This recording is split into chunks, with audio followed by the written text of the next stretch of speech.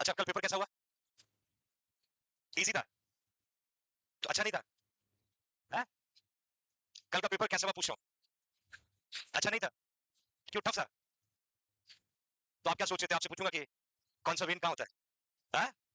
अभी भी बता देता हूँ, अभी जो नेक्स्ट डिजीज कैरी ऑन करने वाला है, कोशिश करेंगे आज कार्डियोवास्कुलर आपको फिनिश हो जाए।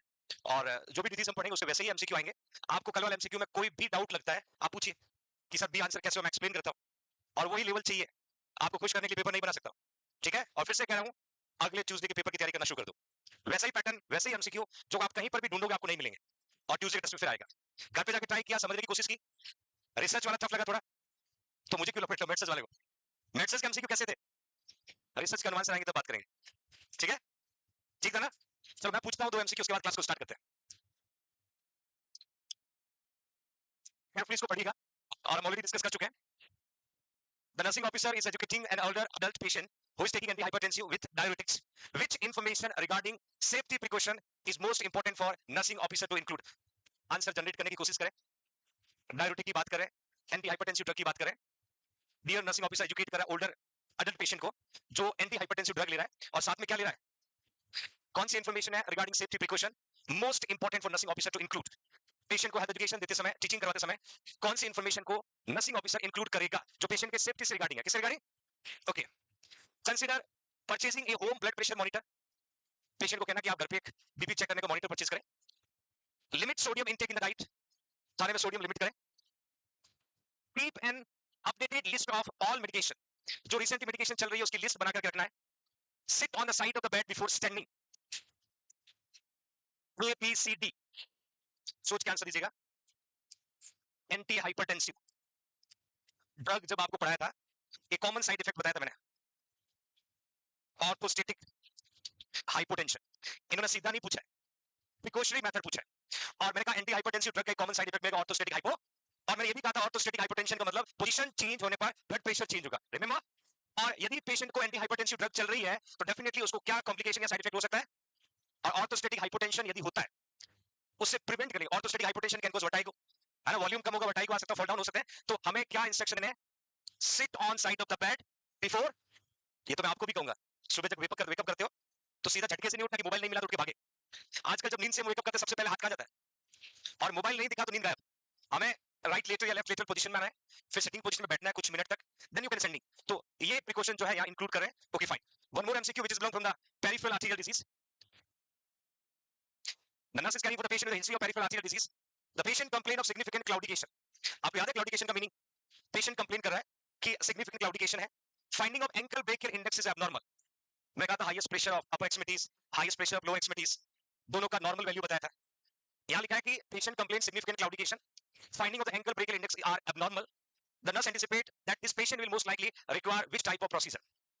अब इस तरीके के पेशेंट को किस तरीके के प्रोसीजर की जरूरत है? पेरिफेरल आर्टेरियल डिजीज, कंप्लेन को क्लाउडिकेशन, एंकल ब्रेकियल इंडेक्स एबनॉर्मल, तीन चीजें आपके पास है। और इस पेशेंट के लिए डियर नर्स को किस तरीके के प्रोसीजर की जरूरत है? Left heart catheterization, stress echocardiogram, percutaneous transluminal angioplasty, nuclear medicine stress test. C में लिखा है percutaneous transluminal angioplasty. Inflow, remember, क्योंकि इंटरमिटेंट क्लाउडिकेशन या claudication indicate patient suffer with peripheral arterial disease. It indicate obstruction, और obstructions को minimize करने के लिए क्या करना पड़ता है? बाईपास। और उससे पहले हम क्या कर सकते हैं? एंजियोप्लास्टी। क्या कर सकते हैं? Okay fine, now next today we are going to see further drug, that is a thiazide diuretics. Previous classes में हमने एंटी हाइपरटेंसिव ड्रग में कई सारी ड्रग्स पढ़ी, नेक्स्ट कैरी करते हैं thiazide. Increase sodium and water excretion by inhibiting the sodium reabsorption in the DCT of kidney. Just remember, आपको हमने एक इमेज बताया था नेफ्रॉन का, और बॉमन्स कैप्सूल, फिर proximal convoluted tubules, descending loop of Henle, ascending loop of Henle, distal convoluted tubules or collecting duct. That is a PCT. There is a descending loop of Henle, या ascending loop of Henle, BCT, very good, और collecting, okay fine. मैंने जब आपको ये nephron का structure पढ़ाया तो उसमें ये भी बताया था कि सोडियम का जो रीअब्जॉर्प्शन है 60%, या सोडियम का रीअब्जॉर्प्शन कौन करता है? 30% कौन करता है? Very good, that is ascending loop of Henle 30%। 7% कौन करता है? DCT। और 3% जो है collecting duct. Okay fine. Second thing, ये जो पूरा जो स्ट्रक्चर दिख रहा है नेफ्रॉन का, जब आप किडनी का स्ट्रक्चर पढ़ते हैं तो आपने देखा होगा किडनी के बाहर वाले एरिया को कॉर्टेक्स बोलते हैं, अंदर वाले को medulla. That will be located between cortex और मेडुला। ये कहां लोकेटेड होता है? कॉर्टेक्स और ऊपर वाला हिस्सा कॉर्टेक्स, अंदर वाला मेडुला। तो एक्जेक्टली जब आप देखोगे पीसीटी कॉर्टेक्स की तरफ होता है, किधर होता है? Loop of Henley, medulla, loop of Henley. Again DCT किधर होगा? कलेक्टिंग का किधर होगा? मतलब जैसा ही स्ट्रक्चर दिख रहा है ऐसा ही स्ट्रक्चर कॉर्टेक्स और मेडुला के बीच में लोकेटेड होता है, जिसको हम बोलते हैं नेफ्रॉन। क्या बोलते हैं? नेफ्रॉन। अब इस नेफ्रॉन में सोडियम का रीअब्जॉर्प्शन तो आपको अच्छे से पता है। इसके अलावा वाटर रीअब्जॉर्प्शन की बात करें तो वाटर का रीअब्जॉर्प्शन पीसीटी भी करता है, that is water. Descending loop of Henle कम करता है, हां ascending loop of Henle water का रीअब्जॉर्प्शन करता है। Descending loop distal convert tube भी वाटर का रीअब्जॉर्प्शन करता है और कलेक्टिंग डक्ट भी वाटर का रीअब्जॉर्प्शन करता है। तो ऑलमोस्ट वाटर जो है सब जगह रीअब्जॉर्ब होता है। टोटल फिल्टर्ड सब्सटेंस का अराउंड 99% रीअब्जॉर्ब हो जाता है। अराउंड 99% क्या हो जाता है? रीअब्जॉर्ब हो जाता है। अब यदि पेशेंट को हम थियासिड डाययूरेटिक दे रहे हैं, मैं प्रीवियस क्लास में आपको बताया था कि थियासिड डाययूरेटिक कहां काम करती है? डीसीटी पे। तो थियासिड डाययूरेटिक जैसे हमने पेशेंट को दिया, increase sodium and water excretion inhibiting reabsorption on DCT of the kidney. मतलब ये जाकर के सोडियम और वाटर इन दोनों के रीअब्जॉर्प्शन को क्या करेगी बच्चों? इनहिबिट क्या करेगी? अब आप देख पा रहे हैं डीसीटी का काम है सोडियम को रीअब्जॉर्ब करना, वाटर को रीअब्जॉर्ब करना, बट थियासिड जाकर के यहां पर अटैच हो जाएगा और इनहिबिशन का काम करेगी, जिससे ना तो ये सोडियम का रीअब्जॉर्प्शन होगा और ना ही वाटर का। दोनों एक्सक्रीट हो जाएंगे। क्या हो जाएंगे? एक्सक्रीट हो जाएंगे। तो इस पेशेंट को जैसे मैंने लिखा इंडा पमाइड क्लोर थियाल्डोन और सबसे इंपॉर्टेंट हाइड्रोक्लोराथियाजिड।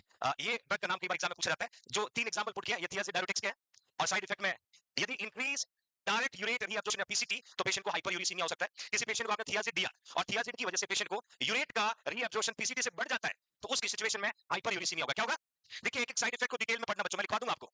सबको पता है कि thiazide diuretic can cause hypokalemia, but exam के अंदर कुछ अदर साइड इफेक्ट के बारे में एमसीक्यू पूछते हैं। जैसे मैंने एक आपको मैच पूछा था, साइड इफेक्ट वाला सबका सही हुआ? जो चीजें हमने पढ़ी उसी में से बनाया मैंने। Okay fine.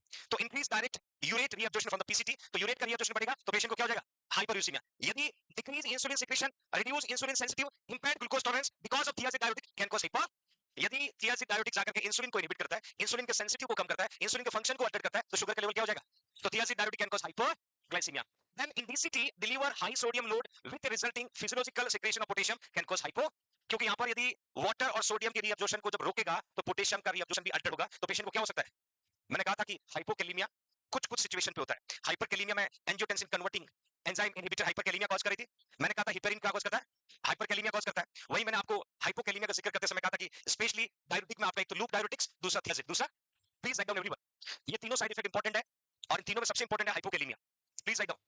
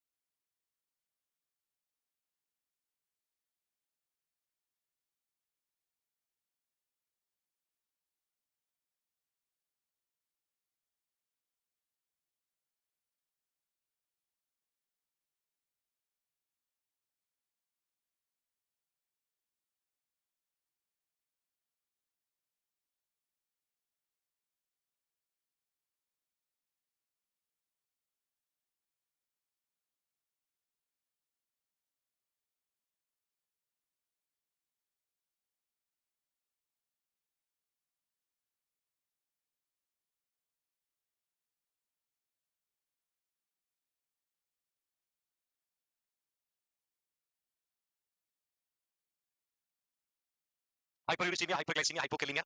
These are the three important side effects.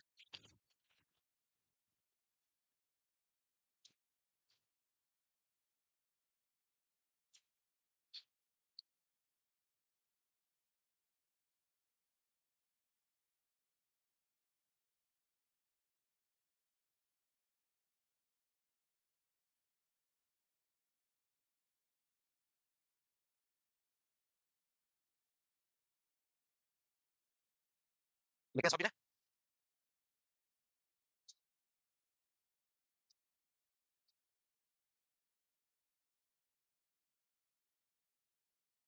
hello everyone. Okay, now next one.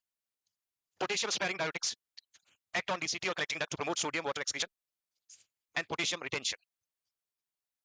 There is a potassium retention. Sodium को एक्सक्रीट करेगा, वाटर को एक्सक्रीट करेगा, बट पोटेशियम को रिटेन करेगा तो पेशेंट में पोटेशियम का लेवल बढ़ेगा और पोटेशियम का लेवल बढ़ेगा तो पेशेंट को क्या होगा? हाइपरकैलेमिया। स्पाइरोलेक्टोन जिसको हम एल्डेक्टोन बोलते हैं और that drug can cause hyperkalaemia. Hyperkalaemia एक ऐसा ड्रग है जो does have potassium retention capacity जिसको हम कहते हैं कि पोटेशियम स्पेरिंग डायरेटिक्स। और पोटेशियम जब रिटेन हो रहा है तो पोटेशियम का लेवल बढ़ेगा, और पोटेशियम का लेवल बढ़ेगा तो पेशेंट को हाइपरकैलेमिया होगा। अभी जितने भी ड्रग्स हमने डायरेटिक्स पढ़ा, लूप डायरेटिक्स हाइपोकैलेमिया कर रहा था, उसके बाद थियाजिड पढ़ा हाइपोकैलेमिया कर रहा था, but that drug responsible can cause hypokalemia.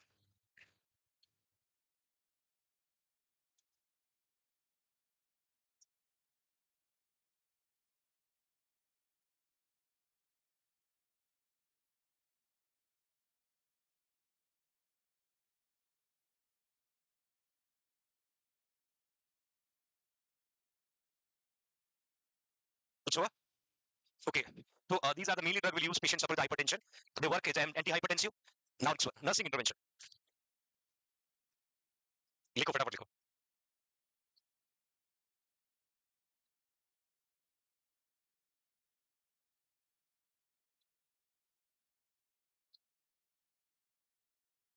Which one?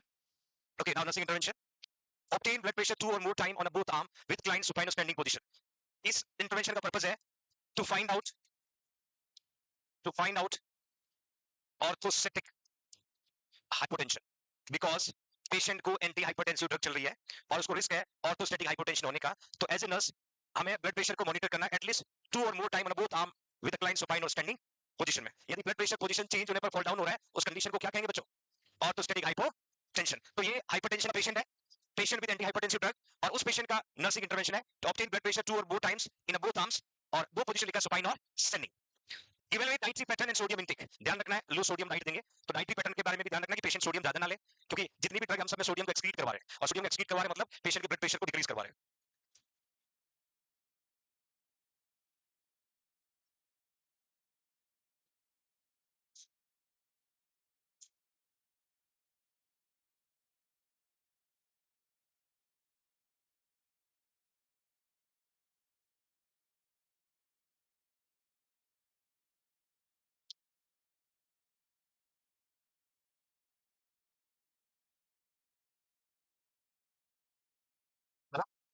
गन्ना असिस्ट फॉर कार्डियोवास्कुलर चेंजेस। यदि पेशेंट को हाइपरटेंशन है तो कार्डियोवास्कुलर चेंजेस देखने को मिलेगा। Now complication. यदि आप पेशेंट को हाइपरटेंशन है, और मैंने हाइपरटेंशन को शुरू में कहा था दूसरा नाम क्या था? Silent killer. इसका रीजन था because initially patient is asymptomatic, क्योंकि 95% अननोन कॉज थे, ओनली 5% नाउन कॉज थे। तो इनिशियली पेशेंट एसिम्प्टोमेटिक होता है, और एसिम्प्टोमेटिक होने की वजह से पेशेंट को स्ट्रोक हो सकता है, और स्ट्रोक के ब्रैकेट स्ट्रोक का दूसरा नाम, और ब्रैकेट में लिखना haemorrhagic stroke. Haemorrhagic haemorrhagic stroke. तो स्ट्रोक दो तरीके का पढ़ा होगा आपने नर्वस सिस्टम में। स्ट्रोक जो है मेनली टू टाइप्स का होता है बच्चों। एक आपने सुना होगा इश्यमिक, इश्यमिक स्ट्रोक, और एक हम जो पढ़ रहे हैं haemorrhagic, haemorrhagic stroke. Ischaemic stroke जो होता है due to embolism, haemorrhagic stroke होता है due to hypertension, due to hypertension. For example embolism की बात करें तो यदि आपके ब्लड वेसल्स में फैट का एम्बोलिज्म हुआ, एम्बोलिज्म का मतलब होता है ऑब्स्ट्रक्शन, क्या होता है? और यदि आपके आर्टरी में फैट का डिपोजिशन हो गया, और आर्टरी का डिपोजिशन होने की वजह से एम्बोलिज्म हुआ, एम्बोलिज्म होने की वजह से ब्रेन की ब्लड सप्लाई डिक्रीज हुआ, ना कि स्टॉप।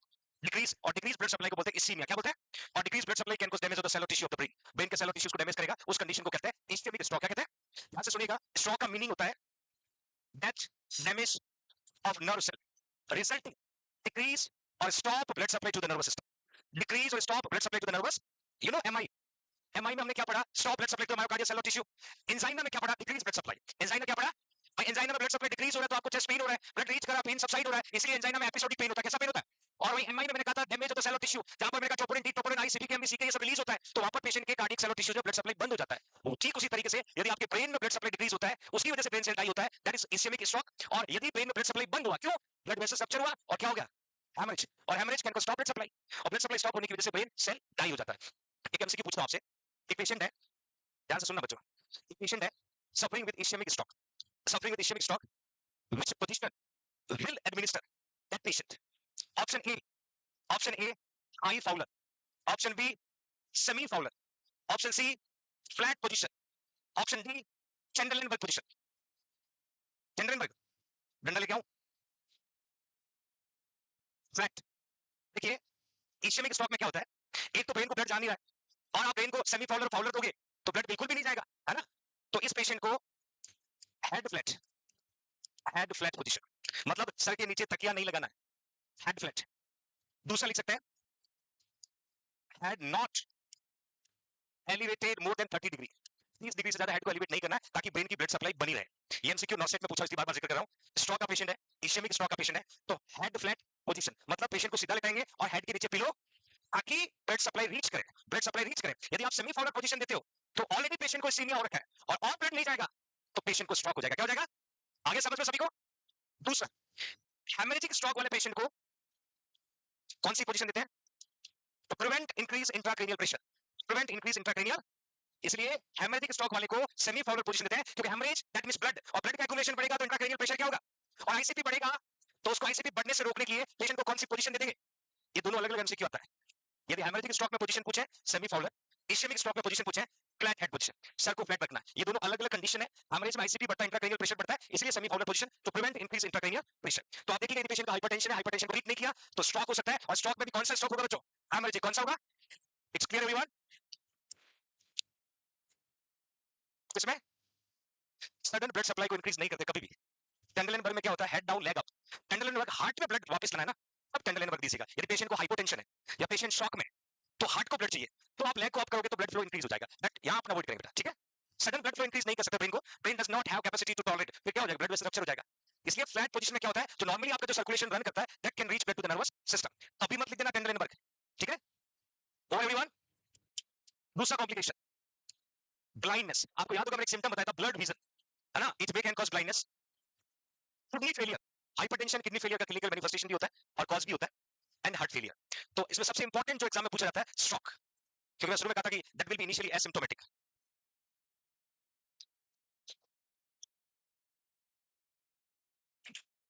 स्ट्रोक को हाईलाइट करना।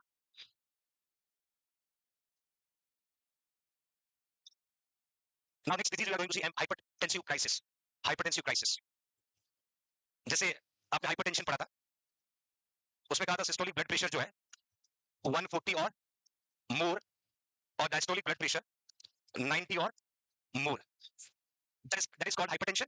और फिर मैंने अमेरिकन हार्ट एसोसिएशन का गाइडलाइन अलग बताया। इस पेशेंट को हमने ट्रीट करने के लिए एंटी हाइपरटेंसिव ड्रग दिया, एंटी हाइपरटेंसिव ड्रग्स को यूज किया। If the patient does not respond on anti hypertensive drug, यदि पेशेंट एंटी हाइपरटेंसिव ड्रग से ट्रीट नहीं हो रहा है, डाइटरी मॉडिफिकेशन से ट्रीट नहीं हो रहा है, लाइफस्टाइल मॉडिफिकेशन से ट्रीट नहीं हो रहा है, तो हाइपरटेंशन का जो सीवियर फॉर्म बन रहा है दैट इज कॉल्ड हाइपरटेंसिव। जैसे मैंने कहा था systolic, so diastolic blood pressure 120 से 1, okay, I have mention it is severe elevation of the diastolic blood pressure 120 to 140 mm of HCl। यदि डायरेक्ट एमसीक्यू पूछे तो इस वैल्यू को कैरी करना है। मैं आपको अमेरिकन हार्ट एसोसिएशन की गाइडलाइन भी बताऊंगा, but that is very important. What do you mean by the hypertensive crisis? It is severe elevation diastolic blood pressure 120 से 140 mm of HCl। Please write down.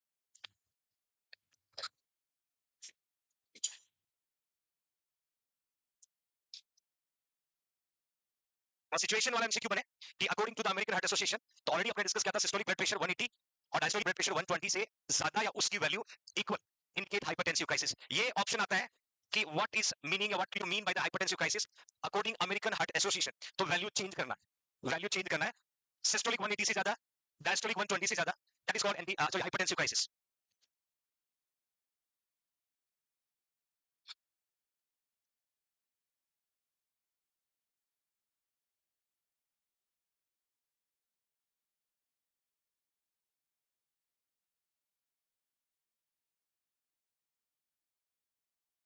बच्चों इसमें एक वैल्यू इक्वल, बच्चों देखिए diastolic 120 से ज्यादा और अमेरिकन हार्ट एसोसिएशन में डायस्टोलिक 120 से, that is equal value that indicate patient suffer with hypertensive crisis. जैसे एक वर्ड सुना होगा आपने,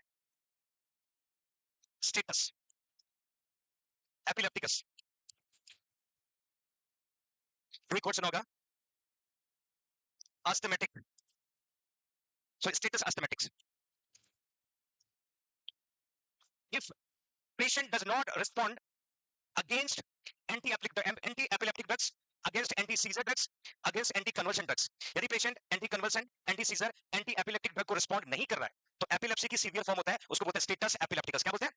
तो that is a severe form of epilepsy, severe form of A patient does not able to respond on bronchodilator drugs at condition status asthmaticus. तो ये asthma की severe form है जिसको स्टेटस अस्थमेटिक्स कहते हैं, और एपिलेप्सी की सीवियर फॉर्म है जिसको स्टेटस एपिलेप्टिकस कहते हैं, और हाइपरटेंशन की सीवियर फॉर्म है जिसको हाइपरटेंसिव क्राइसिस। तो ऐसे कई डिसऑर्डर आपकी बॉडी में, जैसे क्राइसिस इंटरवेंशन आपने सुना होगा।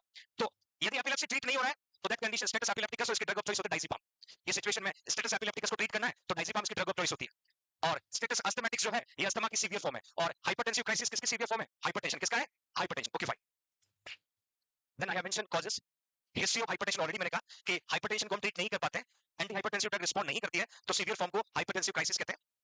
कुछ ड्रग्स लाइक एम्फेटामाइन, ये स्पेशली आपने देखा होगा अटेंशन डेफिसिट डिसऑर्डर होता है बच्चे में, उसमें इस ड्रग को यूज करते हैं, और एम्फेटामाइन का साइड इफेक्ट है, एम्फेटामाइन का साइड इफेक्ट है that is a hypertensive crisis. But main जो कॉज है हिस्ट्री ऑफ हाइपरटेंशन, हाइपरटेंशन ठीक नहीं हुआ तो हाइपरटेंसिव क्राइसिस हो गया, और हाइपरटेंसिव क्राइसिस को हम कह सकते हैं इमरजेंसी कंडीशन। आपको याद हो मैंने हार्ट फेलियर पढ़ाया था, और हार्ट फेलियर मैंने आपको पल्मोनरी एडीमा बताया था, याद है बच्चों? Pulmonary edema. जब हार्ट फेलियर पढ़ा, और हार्ट फेलियर में हमने लेफ्ट साइडेड हार्ट फेलियर पढ़ा, और left sided heart failure can cause pulmonary, that is a emergency situation. तो आप पल्मोनरी एडीमा को यदि ट्रीट नहीं करते तो पेशेंट की डेथ हो सकती है। क्या हो सकता है? डेथ हो सकता है। और ठीक उसी तरीके से हाइपरटेंशन था, पेशेंट को ट्रीट नहीं किया, हाइपरटेंसिव क्राइसिस हुआ, और हाइपरटेंसिव क्राइसिस को ट्रीट नहीं किया तो यहाँ पर भी पेशेंट की डेथ होगी बिकॉज ऑफ ब्रेन हैमरेज, और brain hemorrhage is also known as hemorrhagic stroke. क्या बोलते हैं? Hemorrhagic stroke. तो प्लीज राइट डाउन।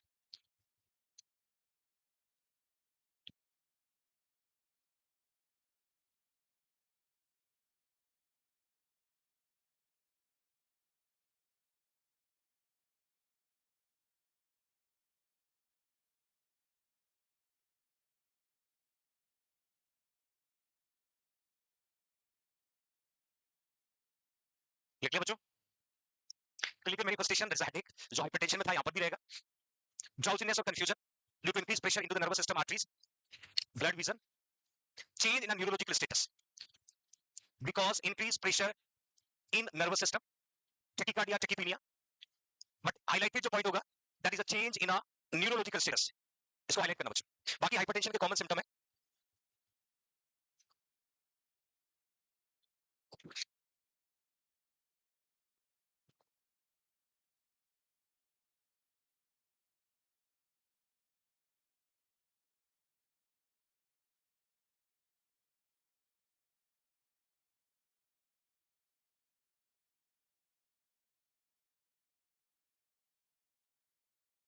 हुआ।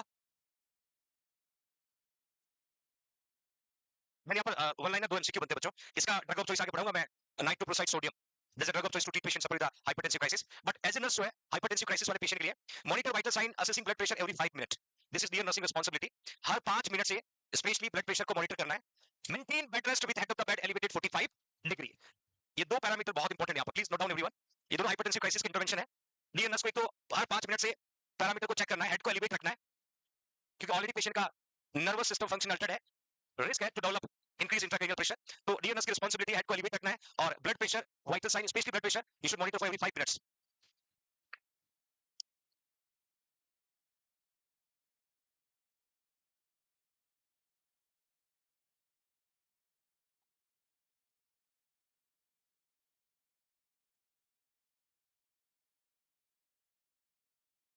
Over everyone. अब अभी तक हमने जो ड्रग्स पढ़ी है, specially beta blocker, calcium channel blocker,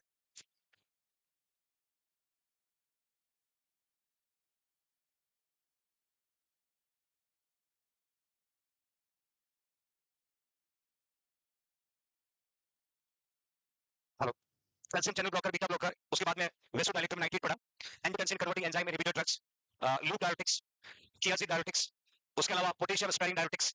ये सारी ड्रग्स क्या कर रही थी? एक तो वाटर को एक्सक्रीट कर रही थी, एक एक्सेस सोडियम को एक्सक्रीट कर रही थी, और एक ब्लड वेसल्स को डायलेट कर रही थी, और एक मैकेनिज्म था जहां एंजियोटेंसिन फर्स्ट को सेकंड में कन्वर्ट होने से रोक रही थी। इन सभी ड्रग्स का रिस्पांस नहीं आया, स्टिल पेशेंट है हाइपरटेंशन। तो एक स्पेशल ड्रग हम यूज करते हैं जिसको हम कह सकते हैं कि drug of choice to treat patients with hypertensive crisis, that is a sodium nitroprusside. 5 star लगाना बच्चों इसके ऊपर, sodium nitroprusside, that is a drug of choice to treat patients with hypertensive crisis. Drug of choice लिखिएगा, ये MCQ आ सकता है, drug of choice. और डायरेक्ट एक्टिंग वेसोडाइलेटर जो सडन ब्लड प्रेशर कम करता है, मैं इसका पूरा मैकेनिज्म आपको बताऊंगा। ये स्पेशल ड्रग है जो हाइपरटेंसिव क्राइसिस वाले पेशेंट में हम यूज करते हैं। जब कोई भी ड्रग काम नहीं कर रही है then we can go use direct acting vasodilator, sodium nitroprusside.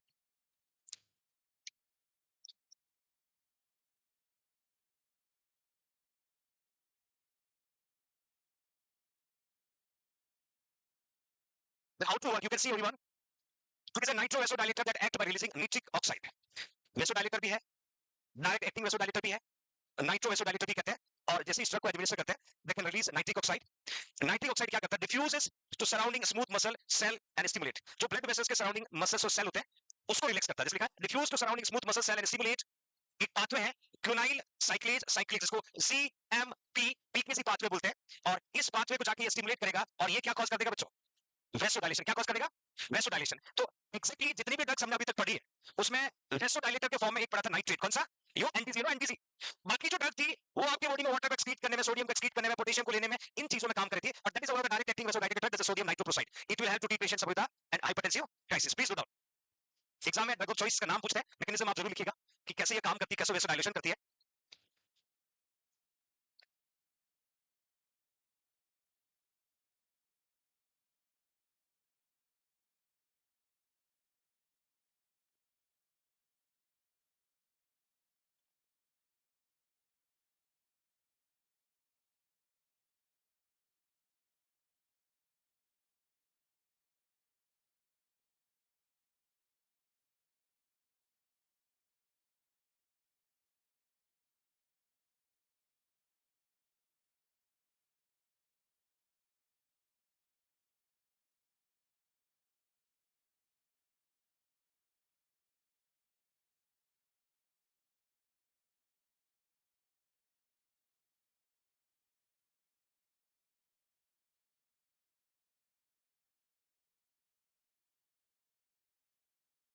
Single drug है जो हम यूज करते हैं हाइपरटेंसिव क्राइसिस में. हाइपरटेंशन में बहुत सारी ड्रग्स थी, जैसे sodium nitroprusside directing vasodilator.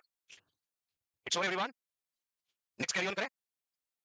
Use of intra arterial line और automated non invasive blood pressure machine to monitor mean atrial pressure and blood pressure. क्योंकि ये क्या करती है? सडन ब्लड प्रेशर को फॉल करता है. तो आपको एसएनएस क्या मॉनिटर करना है? Mean atrial. Mean atrial pressure का मीनिंग आपको अच्छे से पता होगा. फॉर्मूला क्या कहता है? To two diastolic blood pressure plus 1 systolic blood pressure और डिवाइडेड बाय, और जो वैल्यू आएगा पेशेंट का क्या होगा?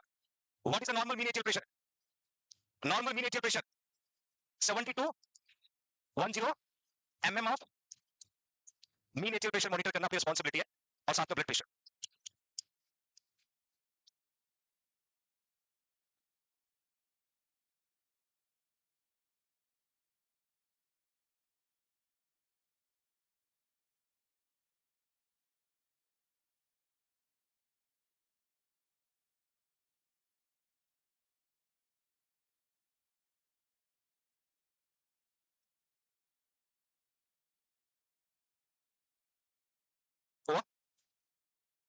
Now next we are going to see vascular disorder. Vascular disorder mainly DV2 का deep vein thrombosis और एक हम पढ़ेंगे वेरिकोस वेन. कुछ माइनर टर्म्स हो गए. Then we are going to see vascular disorder.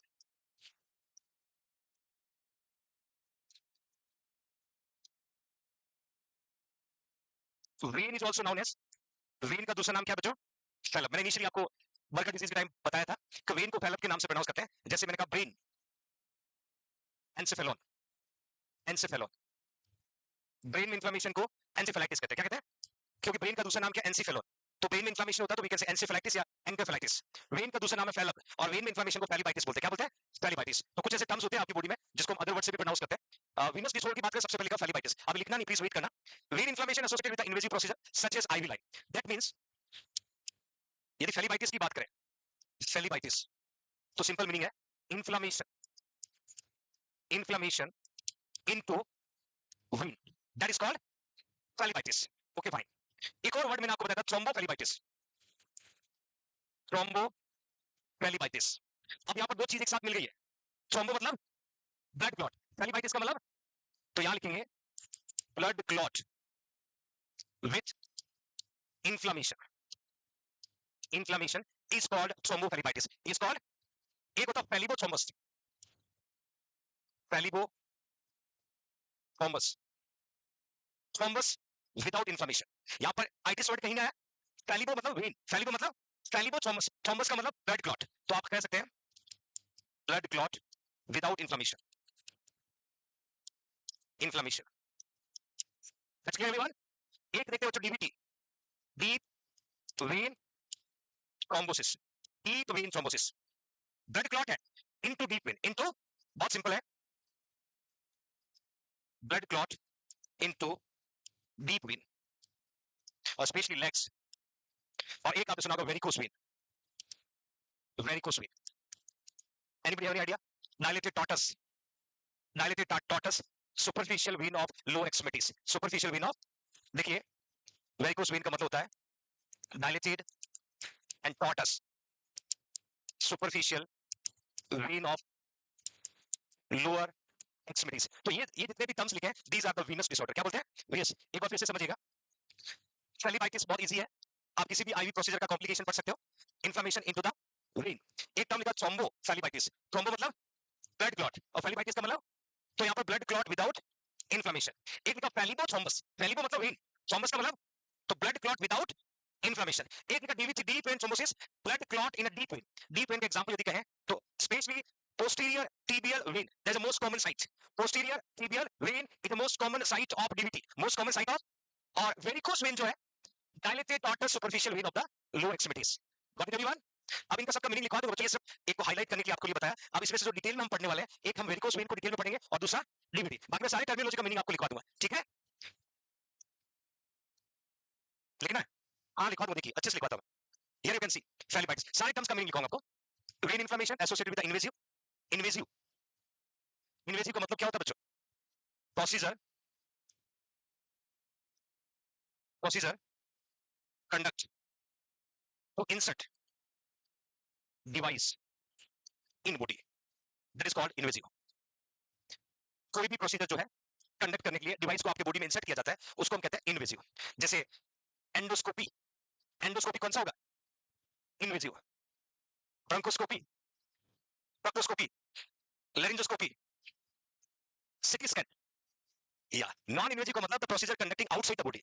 जो बॉडी में हम इंस्ट्रूमेंट को इंसर्ट करते हैं वो इन्वेसिव, जो बाहर से कंडक्ट करते हैं वो ईसीजी, नॉन इन्वेसिव। ईईजी दोनों है। ईईजी डायरेक्टली स्कैल्प के ऊपर प्लेस कर सकते हैं और डायरेक्टली ब्रेन के ऊपर भी, स्कैल्प जो खोपड़ी दिख रहा है इससे आपको रीडिंग ईईजी की नहीं मिलता है, तो हम इस खोपड़ी में छेद करते हैं, इसको बोलते हैं बर्ग हॉल प्रोसीजर। क्या बोलते हैं? और उसके द्वारा इलेक्ट्रोड को डालते सीधा ब्रेन के ऊपर रखते हैं और ब्रेन के ऊपर इलेक्ट्रोड को प्लेस करके हम ईईजी कनेक्ट करते हैं, electroencephalography. Please write down फेलिबाइटिस।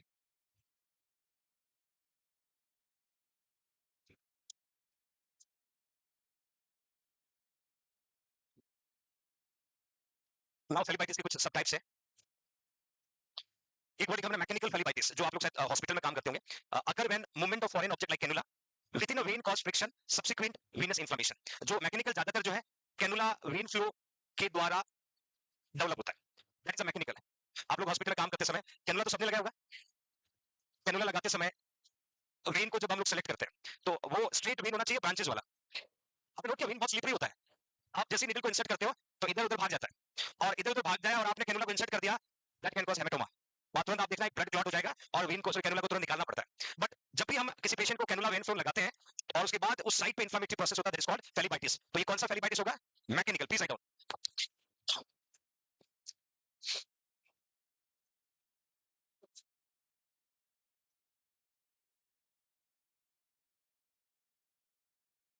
But will be occur wherever, yeah, where movement of the foreign object like cannula within a vein can cause friction, that can cause inflammatory process.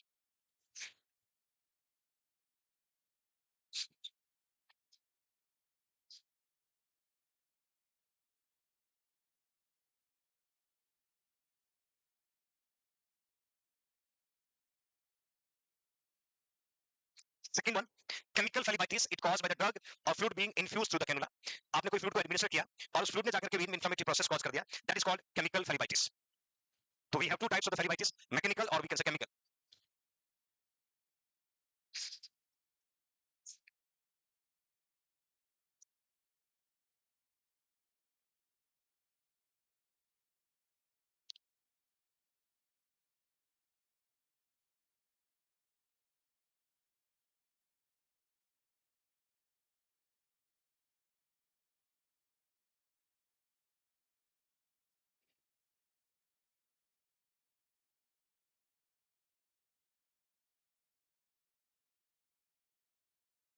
Got it everyone?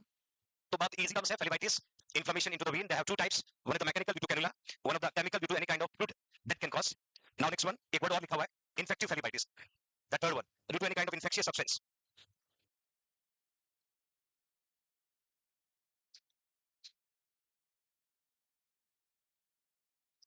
Now, thrombophlebitis, inflammation of the vein with thrombosis. That is called thrombophlebitis.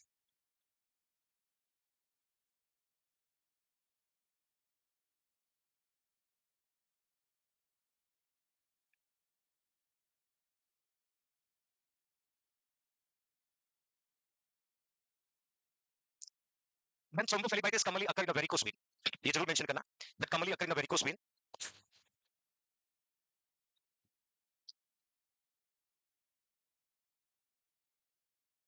दूसरा तरीका है site of intravenous thrombophlebitis develop हो सकता है. Phlebothrombus already आपको बताया, thrombus without inflammation is called फेलिबोथ्रोम्बस.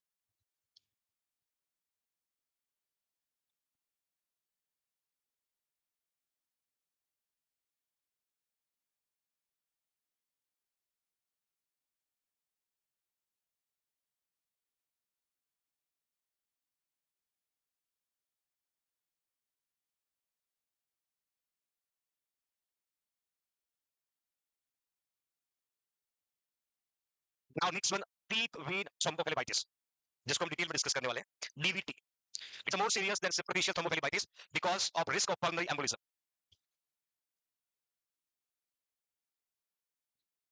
इसके आगे अपना 3 या 4 स्टार लगाना. एग्जाम में एमसीक्यू ऐसे पूछेंगे, डीवीटी कैन कॉज, एमसीक्यू पूछेंगे डीवीटी कैन कॉज, तो आपको लिखना पल्मोनरी एम्बोलिज्म. इसको पढ़ेंगे डिटेल में. सीधा पूछते हैं DVT can cause pulmonary embolism, और pulmonary embolism can cause death.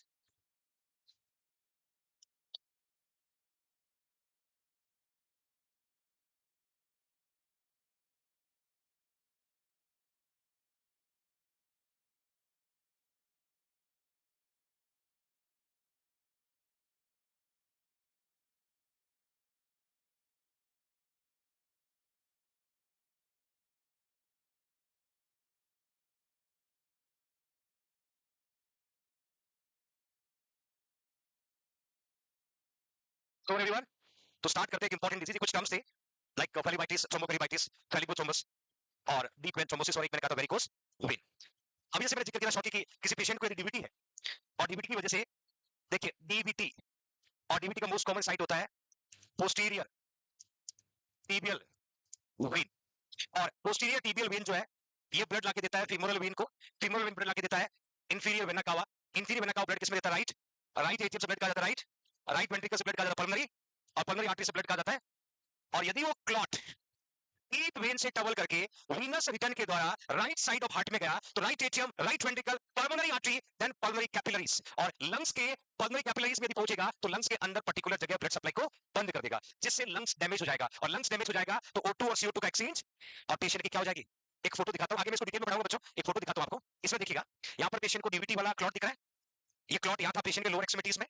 यहाँ से क्लॉट ट्रेवल किया, इंफीरियर वेना कावा होती है राइट एट्रियम में पहुंचा, फिर आपका राइट वेंट्रिकल में पहुंचा, फिर आपका पल्मोनरी आर्टरी में गया, और फिर आपका कैपिलरी में जाके लंग्स के एक पर्टिकुलर जगह जाके ऑब्स्ट्रक्शन कॉज कर दिया, जिसकी वजह से लंग्स के उस पार्ट की ब्लड सप्लाई, लंग्स के उस पार्ट की ब्लड सप्लाई डिक्रीज हुआ, और ब्लड सप्लाई बंद हुआ, और वो लंग्स डैमेज हो गया. लंग्स क्या हो गया? If your lungs does not have capability to the work, तो O2 और CO2 का एक्सचेंज नहीं होगा. O2 और CO2 का एक्सचेंज लंग्स करता है, लंग्स में एल्यूलाई करता है. कौन करता है? एल्यूलाई में टाइप 1 सेल ऑफ एल्यूलाई करता है. Type 1 cell of alveoli that are responsible to exchange of O2 और CO2. तो जब भी किसी पेशेंट को डीवीटी है और डीवीटी को ट्रीट नहीं किया, तो पल्मोनरी एम्बोलिज्म हो सकता है. क्या हो सकता है? और pulmonary embolism can cause death. Okay fine, हम स्टार्ट करते हैं. That is a DVT, deep vein thrombosis. Suppose ये आपका लोअर एक्सट्रीमिटीज है.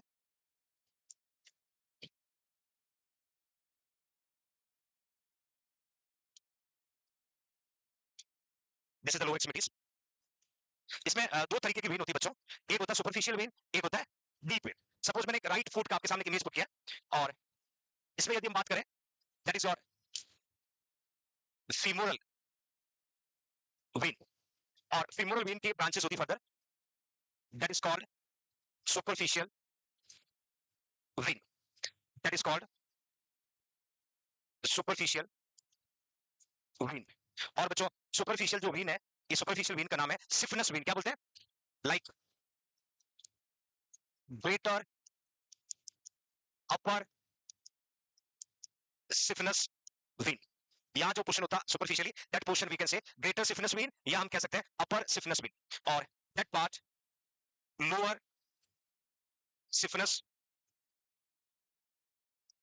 वेन या लेजर सिफिनस वेन। ध्यान से सुनिएगा बच्चों, आप याद करना, मैंने आपको सीएबीसी पढ़ाया था, coronary artery bypass grafting, MI वाले पेशेंट को याद है? सीबीसी पढ़ाते समय मैंने कहा था कि मोस्ट कॉमन जो ग्राफ्ट है वो इंटरनल मेमोरी आर्टरी को यूज करते हैं। किसको कहते हैं? और इंटरनल मेमोरी आर्टरी के बाद में मैंने कहा था रेडियल आर्टरी कौन यूज करते हैं? और तीसरे नंबर पे सिफिनस when. सिफिनस when it is the longest when of human body. आपकी बॉडी में सबसे लॉन्गेस्ट वेन पूछे ना तो कौन होगा? सिफिनस वेन। इसको हम कह सकते हैं longest when. Longest when of human body is called सिफिनस when. Almost ये ग्रोइन एरिया से स्टार्ट होके तो तक रहता है, दैट इज कॉल्ड सिफिनस वेन। और इसी सिफिनस वेन का ऊपर वाला जो पार्ट होगा उसको ग्रेटर सिफिनस वेन बोलते हैं, और नीचे वाले इसको लोअर सिफिनस वेन या लेजर सिफिनस वेन। दूसरी बात है, लार्जेस्ट वेन का पूछे तो इंफीरियर वेना का लिखते, क्या लिखते हैं? That is the largest when. और लॉन्गेस्ट वेन का पूछे सिफिनस वेन, क्या लिखोगे? सिफिनस वेन। अब सिफिनस वेन को मैंने कहा था ये सुपरफिशियल वेन है। एक और बात ध्यान से सुनिएगा, varicose vein most commonly detect in superficial vein. तो कौन सी वेन में होगा? कौन सी वेन में होगा? वेरिकोस वेन जब पढ़ेंगे तो वेरिकोस वेन सुपरफिशियल वेन में देखने को मिलता है। मुनी भांडा बेटा, ग्रीन के पीछे, ब्लू के पीछे तैयारी कर रहे थे, excited to do that kind of activity. फुबासी नहीं लेना क्लास में। अब ये जो चश्मा वाले बच्चे बैठे हैं उनके पीछे बैठे आप, ऐसे अनजान बंदे की किसको बोल रहे हैं? तो जो वेरिकोस वेन पढ़ाएंगे तो उसमें कौन सी वेन रिस्पॉन्सिबल होगा? सुपरफिशियल। कौन सा होगा? मतलब वेरिकोस वेन का मीनिंग होता है dilated tortuous of the superficial vein of lower extremities. आप किसानों को नहीं देखते पैरों में से मुड़ी हुई वेन दिखती है, देखिए ना, स्पेशली टीचर के पैर में हो सकता है, बार्बर के पैरों में हो सकता है, इवन प्रेग्नेंट फीमेल में हो सकता है, ओबेसिटी वाले पेशेंट में हो सकता है, लॉन्ग टाइम सिटिंग वाले या स्टैंडिंग वाले पेशेंट में हो सकता है। तो उस सिचुएशन में वेरिकोस वेन और वेरिकोस वेन आपके लोअर एक्सट्रीमिटीज की कौन सी वेन होगा बच्चों? Superficial. Do you understand everyone? Okay fine. Now next one, हम बात कर रहे थे डीप वेन का, हम पढ़ रहे डीबीटी, डीप वेन थ्रोम्बोसिस।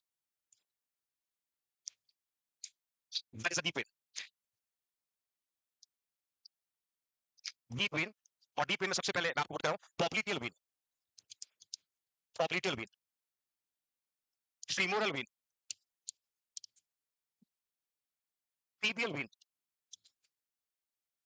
और टीबियल में दो होता है बच्चों, एंटीरियर टीबियल वेन, एक posterior. Anterior tibial vein, posterior tibial vein. फिर आता है डॉर्सालिस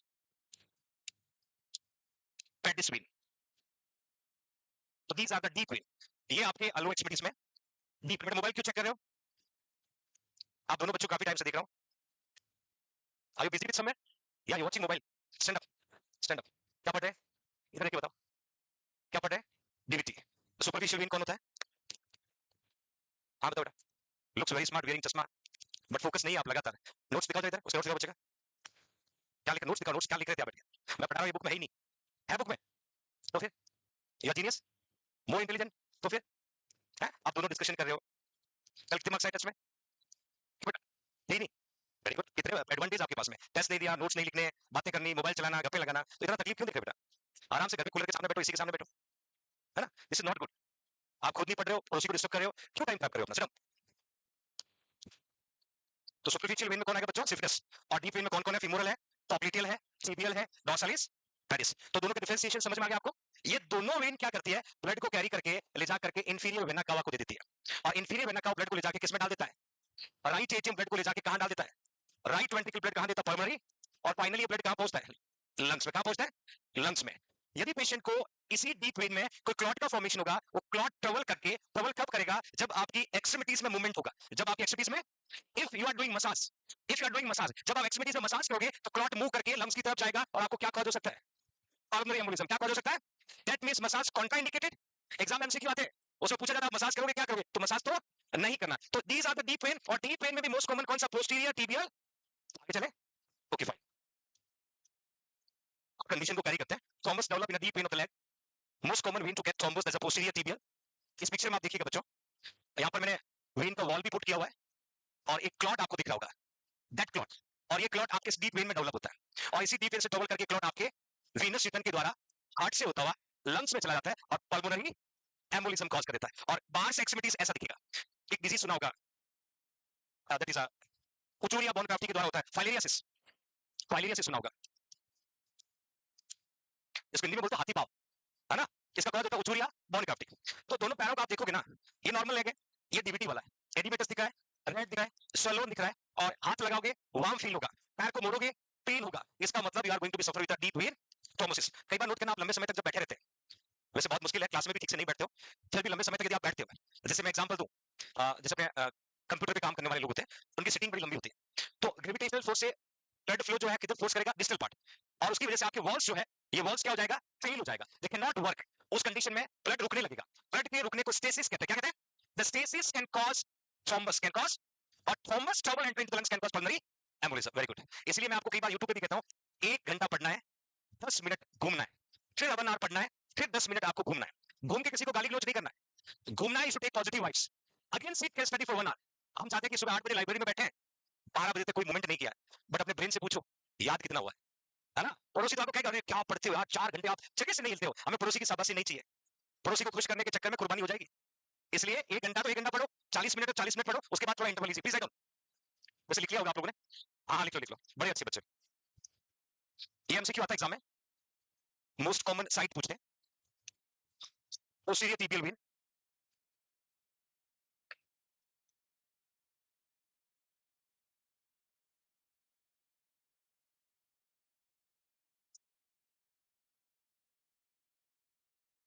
लिखा सभी ने? इस वीडियो में ध्यान से देखना, डीवीटी कैसे डेवलप होता है।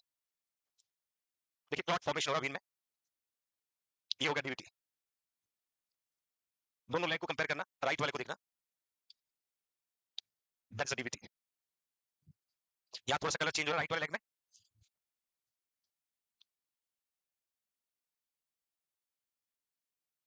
एक्चुअली क्या होता है बच्चों, पड़ी हुई गाड़ी भी होती है ना, जंग लग जाती है। साइकिल देखा, साइकिल, आप जो साइकिल नया लेके आए, 2 महीने साइकिल को टच ही नहीं किया, तो तीसरे महीने जब साइकिल को स्टार्ट करोगे तो उतना इफेक्टिव वर्क नहीं करेगा जितना जब नई साइकिल काम कर रही थी। हम इंडियंस क्या करते हैं, जोश होगा उस दिन 4-5 दिन खूब मेहनत करेंगे, फिर ब्रेन को लॉक कर देंगे, अगले 10 दिन तक पढ़ाई पे ध्यान नहीं, फुल मस्ती, 11 दिन फिर कोई मोटिवेशनल स्पीकर से कुछ वर्ड सुन के फिर कहेंगे तो चांद तारे तोड़ ले आएंगे, फिर 4-5 दिन बहुत मेहनत करेंगे, फिर ब्रेन को रेस्ट दे देंगे। ये बहुत नालायक है, इसको आप जितना यूटिलाइज करोगे ना उतना शार्प होगा। आप एक ही काम को 10 बार करोगे तो 10वीं बार का परफेक्शनिस्ट और फर्स्ट टाइम का फर्क महसूस होगा। तो आप एक ही काम को बार बार करो, ब्रेन को रेस्ट नहीं देना है, because we have limited time to crack not 07। Yes no? तो इस टाइम अपने आप को हेल्थी रखना है, मेंटली पीस रखना है, और जितना हो सके ब्रेन की अच्छी एक्सरसाइज करवाओ। और अच्छी एक्सरसाइज ये नहीं कि किसी के बारे में बुरा सोचने के लिए, पढ़ने के लिए, नए कॉन्सेप्ट डेवलप करने के लिए, नई नई चीजें डेवलप करने के लिए, रैशनल ढूंढने के लिए। अब जैसे कल का पेपर है, अब कल का पेपर जिस बच्चे ने बहुत अच्छे से पढ़ा है उसके लिए बहुत अच्छा पेपर था, और जिसने ये सोच के आया कि बुक्स के 4 क्वेश्चन पढ़ के चला जाऊं, वहां पर भी 20 नंबर ले आऊं, उसके लिए बहुत बुरा पेपर था। अब जिसने पढ़ा है उसने घर पे जाके भी पढ़ा होगा कि ये एमसीक्यू में बी है तो क्यों है, सी है तो क्यों है, कैसे हुआ। इट मींस इंडिकेट सिम्टम, और वो सिम्टम सफलता की ओर जाते, ध्यान रखना। और इसलिए ले जाके फाइल में रख दिया है, बोले मेरे लेवल के एमसीक्यू नहीं थे, तो आपके लेवल पे एग्जामिनर कभी नहीं आएगा, ध्यान रखना। आपको किसके लेवल पे जाना पड़ेगा, then only you can crack. तो ऐसी चीजों के लिए एफर्ट्स लगाने पड़ते हैं, और एफर्ट्स लगातार लगाने पड़ते हैं, तो ब्रेन को रेस्ट नहीं मिलती है, तो लगातार आप उसी वाइब में चले जाते हो, और एक दिन क्या बन जाओगे, नर्सिंग ऑफिसर। और अदरवाइज आप ब्रेन को ज्यादा टाइम दोगे रेस्ट करने को, पैरों में डीवीटी हो सकता है तो ब्रेन में कुछ भी हो सकता है ना? नाउ नेक्स्ट वन, अब डीवीटी के क्या कारण हो सकते हैं? जैसे मैंने लिखा जेनेटिक रिस्क फैक्टर है, कॉज नहीं है, रिस्क फैक्टर, इट मे और may not be can cause. Family में किसी को है तो आपको हो सकता है। ओवरवेट और ओबेसिटी, ओवरवेट और ओबेसिटी जो है ये क्या कॉज करेंगे, इंक्रीज इंट्रा एब्डोमिनल प्रेशर, और जब इंट्रा एब्डोमिनल प्रेशर बढ़ेगा तो लोअर एक्सट्रीमिटीज पे प्रेशर बढ़ेगा, और लोअर एक्सट्रीमिटीज की एक्टिविटी कम होगी, और एक्टिविटी कम होगी तो ब्लड स्टेसिस होगा, और ब्लड स्टेसिस होगा तो डीवीटी हो जाएगा। Now next one, blood clotting factor disorder. ये इंपैक्ट ब्लड क्लॉटिंग फैक्टर है, फंक्शनिंग नहीं है तो क्लॉट कर सकते हैं। एज 60 ईयर से ज्यादा वाले लोगों को हो सकता है, प्रीवियस कोई सर्जिकल हिस्ट्री है तो हो सकता है। A long period of not moving when hospital और इन अ लॉन्ग ट्रिप, हॉस्पिटल में काम करते समय या कहीं लॉन्ग ट्रिप पे घूमने जा रहे हो, आजकल कार के अंदर सेंसर लगा होता है, जैसे 1 आवर की आप ड्राइविंग करोगे तो सेंसर बोलने लगे need to be take rest, है ना? मतलब आप देखो कितनी टेक्नोलॉजी एडवांस हो गई, तो बार बार आपको पिक होगा कि तो आप गाड़ी होके 4 लोगे 10 मिनट होके फिर चल दोगे, क्योंकि लॉन्ग ट्रिप पे आप एक ही पोजीशन में है तो आपको रिस्क है, डीप वेन थ्रोम्बोसिस हो सकता है। बर्थ कंट्रोल पिल और hormonal replacement therapy both are responsible, can cause blood clot. Paralysis वाले पेशेंट को हो सकता है, प्रेगनेंसी वाले पेशेंट को हो सकता है, और कोविड 19 वाले पेशेंट को हो सकता है। आपने देखा बच्चों कोविड में low molecular weight of heparin बहुत यूज किया जा रहा था, एनोक्साप्रिन, है ना? क्योंकि Covid 19 also responsible, can cause blood clot, तो ये भी डीवीटी कर सकता है। Please write down everyone, these all are the risk factor, can cause deep vein thrombosis.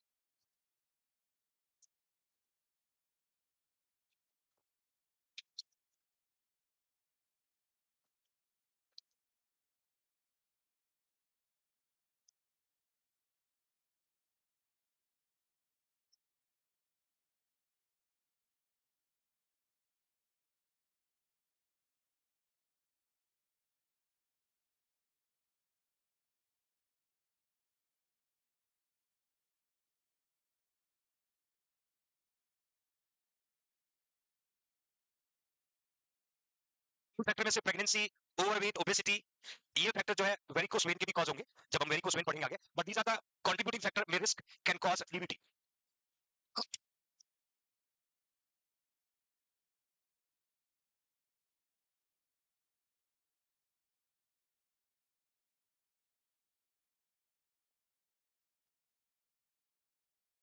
Hello, okay, now next one.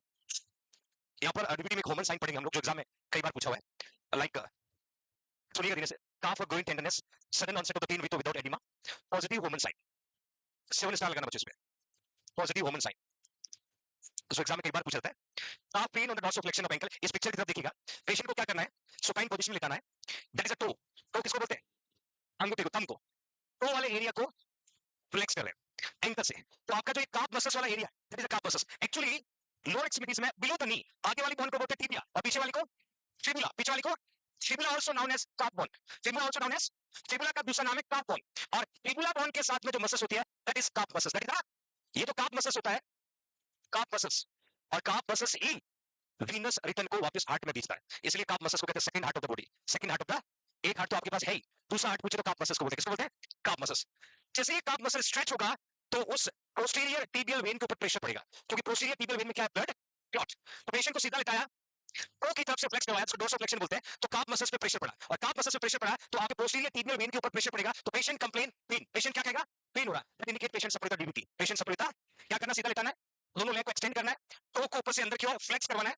तो जो फ्लेक्स होगा कैल्किनियस बाहर की ओर जाएगा, जिसको आप हील बोन कहते हैं. क्या कहते हैं, और जैसे कैल्किनियस बाहर निकलेगा काफ मसल स्ट्रेच होगा. क्या होगा, और काफ मसल स्ट्रेच होगा तो प्रेशर कहां पड़ेगा, टिबियल वेन कहां पड़ेगा. और जैसे प्रेशर पड़ेगा पेशेंट को सीवियर पेन होगा, बिकॉज वहां पर कौन प्रेजेंट है, क्लॉट कौन प्रेजेंट है. और इसी क्लिनिकल मैनिफेस्टेशन कहते हैं positive hormone.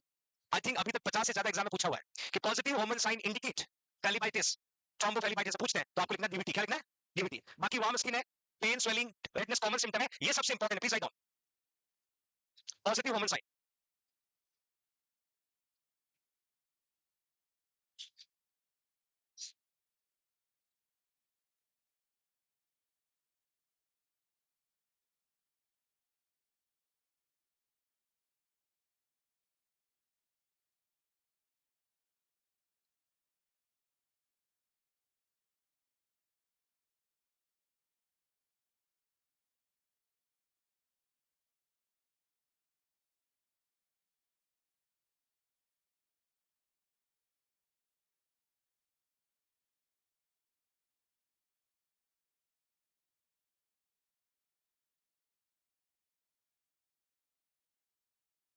What's the most common site to develop DVT?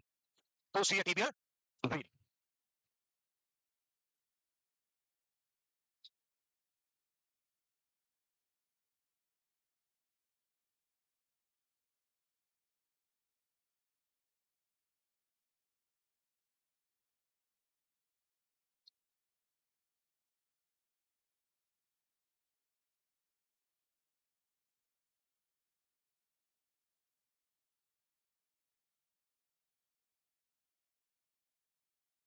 What?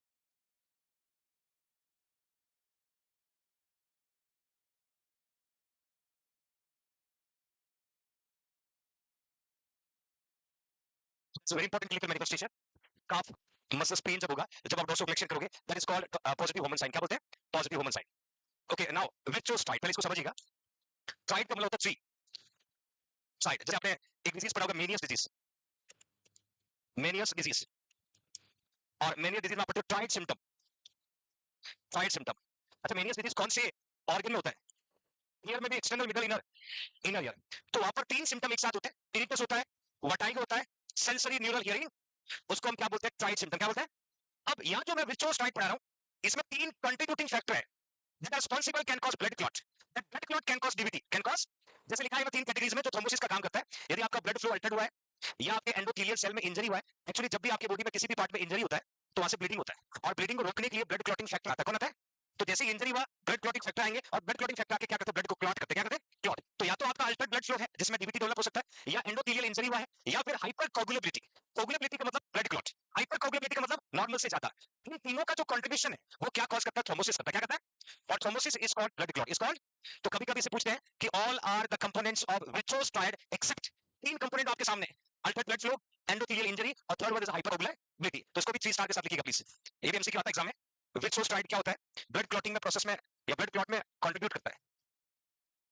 Which source tried?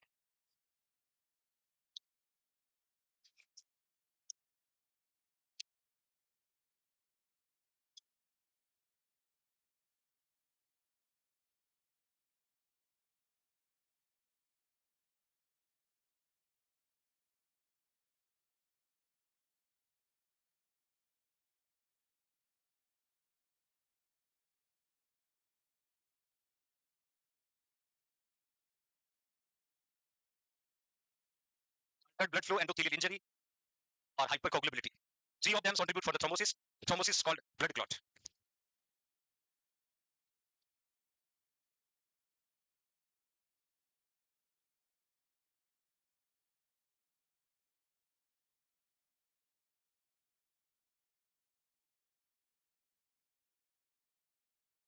लिख लिया सभी ने? नाउ इन्वेस्टिगेशन, हमें डीबीटी का पता लगाना है, तो वैसे कॉमन इन्वेस्टिगेशन के रूप में वीनोग्राफी करेंगे, फेलिपोग्राफी करेंगे, वेन का स्टडी करेंगे, बट ये डेफिनेटिव टेस्ट नहीं है ना? जैसे मैंने एंजियोग्राफी आपको पढ़ाया था, एंजियोग्राफी, और एंजियोग्राफी का मीनिंग था स्टडी ऑफ आर्टरी। आर्टरी की स्टडी करने को एंजियोग्राफी कहते हैं। और प्रीवियस क्लास में मैंने बर्गर डिजीज में आपको बताया था, बर्गर डिजीज जब हमने पढ़ा उस समय एंजियोग्राफी और आर्टेरियोग्राफी जिसको कहते हैं, तो आर्टरी की स्टडी करने को एंजियोग्राफी कहते हैं, और वेन का स्टडी करने के लिए तो वीनोग्राफी और या फिर फेलिपोग्राफी। सिंपल तरीका, कैथेटर को इंसर्ट करना है और कैथेटर को इंसर्ट करके लोकेशन को आइडेंटिफाई करना होता है। बट इससे हम लोग डीप वेन में कंफर्मली पता नहीं कर पाते, तो एक बहुत इंपॉर्टेंट इन्वेस्टिगेशन का फोटो आपको दिख रहा होगा, that is called Doppler examination. ये आता एग्जाम में, Doppler examination most accurate best method investigation of choice for diagnosis of DBT. आप देख पा रहे होंगे डॉपलर का मतलब वो सस्पेक्टेड एरिया में अल्ट्रासोनोग्राफी करते हैं, जिससे वो वेन रिफ्लेक्ट होता है मॉनिटर पे और हमें पता चलता है कि कौन से वॉल में इनकॉम्पिटेंस है या ब्लड क्लॉट कहां फॉर्म हुआ है। तो that is a test we can say doppler examination most accurate. Please highlight करिएगा बेटा इसको, डॉपलर एग्जामिनेशन। कभी एग्जाम में बेस्ट मेथड पूछते हैं, कभी मोस्ट एक्यूरेट पूछते हैं।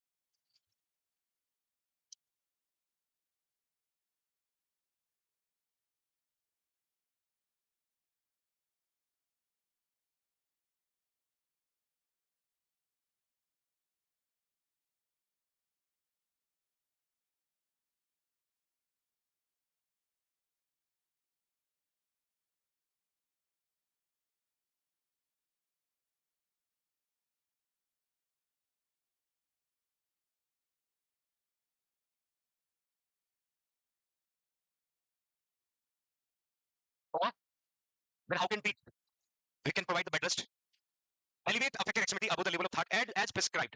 ये नोट रखना है, यदि डॉक्टर ने प्रिस्क्राइब किया है तो ही करना है, otherwise risk to travel clot towards your lungs can cause pulmonary embolism. Elevate करना है आफ्टर प्रिस्क्रिप्शन और advice of the doctor. Do not massage, ये इंपॉर्टेंट इंटरवेंशन है बच्चों, मसाज नहीं करना। हमें बॉडी में जहां पर भी दर्द होता है हम लोग क्या करते हैं? मसाज, वो चाहे हड्डी को चाहे किसी एक्सट्रीमिटीज पे हो, तो ये यूनिवर्सल इंटरवेंशन है। इवन आपने देखा होगा जब आप किसी को इंट्रामस्कुलर इंजेक्शन लगाते हो, आईएम के बाद क्या करते हो? मसाज करते हो ना। और कोई विलेज से कोई आपका अटेंड आ गया तो पूरे दिन उस साइड पे मसाज करेगा जहां पर इंट्रामस्कुलर लगाया, तो मसाज यहां पर भी कॉन्ट्राइंडिकेटेड है, वहां पर भी कॉन्ट्राइंडिकेटेड है। Administer thrombolytic therapy like streptokinase, और स्ट्रेप्टोकाइनेस का काम होगा टू डिसॉल्व या ब्रेक क्लॉट्स। आपने एमआई में पढ़ा होगा, एटीपेस alteplase, these are the drug we can say work as a thrombolytic, जो क्लॉट को डिसॉल्व करने में मदद करेगा, स्ट्रेप्टोकाइनेस। उसके अलावा अपना हेपेरिन 7 to 10 डेज, और फिर वारफरिन देके पेशेंट को घर भेज देंगे। हेपेरिन और देन वारफरिन, जिसको ब्लड थिनर कहते हैं, ब्लड थिनर, जैसे एस्पिरिन को कहते हैं, ये भी ब्लड क्लॉट होने से प्रिवेंट करने का काम करते हैं, हेपेरिन और वी कैन से वारफरिन।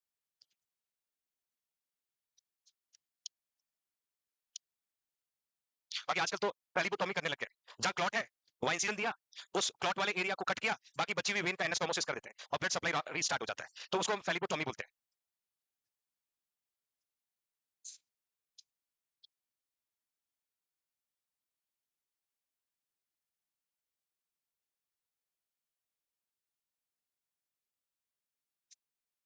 तो हुआ, अभी एक नया मेथड आया है जो डीवीटी वाले पेशेंट में यूज करने लगे, इसके बाद बताता हूं आपको।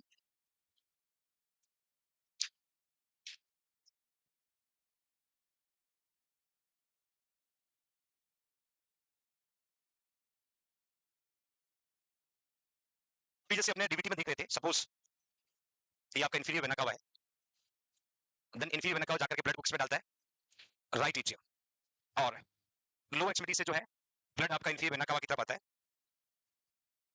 दैट यू कैन सी। अब यदि पेशेंट को डीवीटी है और डीवीटी वाले पेशेंट को रिस्क क्या होगा, पल्मोनरी एम्बोलिज्म। अब ये क्लॉट ट्रबल होकर के कभी भी आपके हार्ट की तरफ आ सकता है।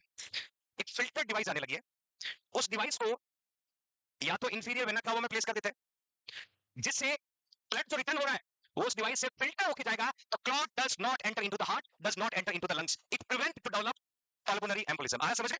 मतलब जो ब्लड वापस आ रहा है, ब्लड रिटर्न हो रहा है टुवर्ड्स योर हार्ट, उसी में क्लॉट वापस आने का रिस्क होता है। मैं एक फोटो दिखाता हूं आपको, और आपकी बुक में नहीं होगा, इसको ऐड करना होगा बेटा, ये भी नई टेक्निक है। Inferior vena cava filter is a small device that can stop the blood flow. देखिएगा, ये डिवाइस है, ये क्लॉट वापस आने की कोशिश कर रहा था हार्ट की तरफ, बस फिल्टर में फंस गया और ब्लड तो जा रहा है वापस, but clot does not enter into the heart. और क्लॉट जब वापस नहीं जाएगा तो आपको पल्मोनरी एम्बोलिज्म की रिस्क से प्रिवेंट किया जा सकता है। इसको नोट कर लेना, inferior vena cava filter is a small device that can stop the blood clot from going up to the lungs, lungs की तरफ जाने से प्रिवेंट करने में मदद करता है। that filter we can say inferior vena cava filter, inferior vena cava filter।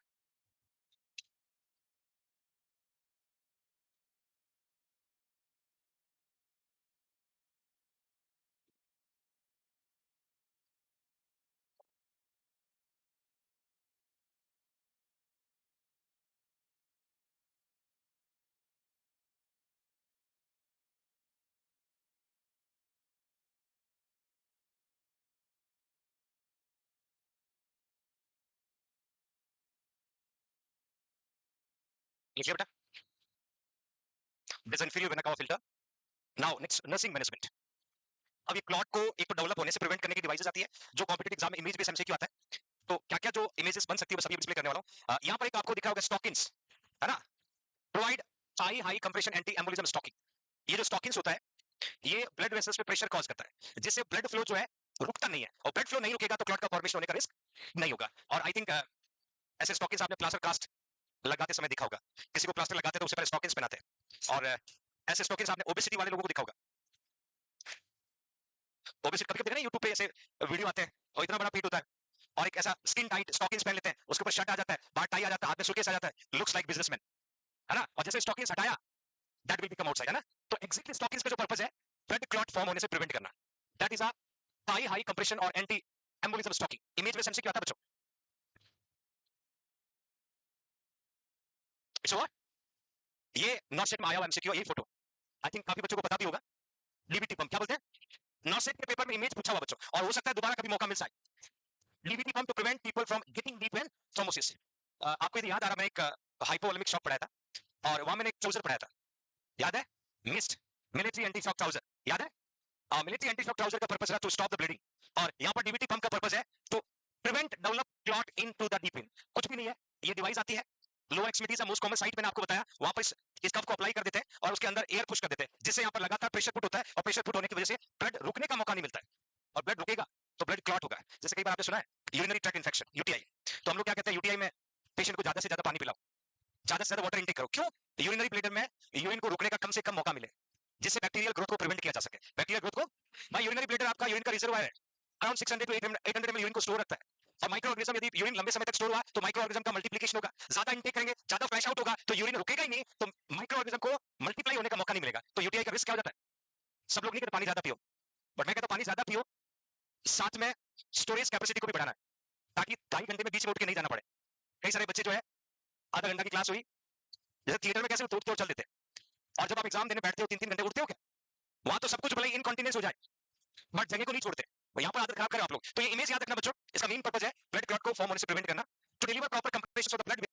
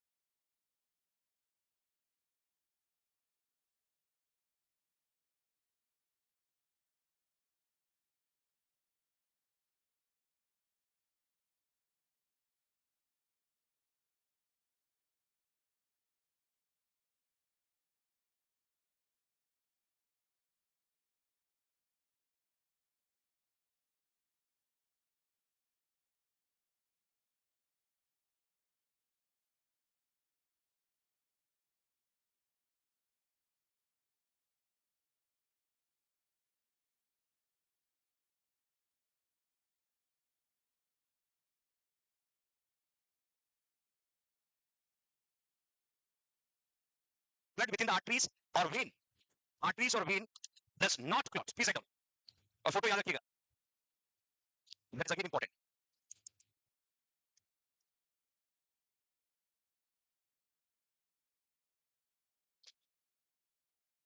DVT pump.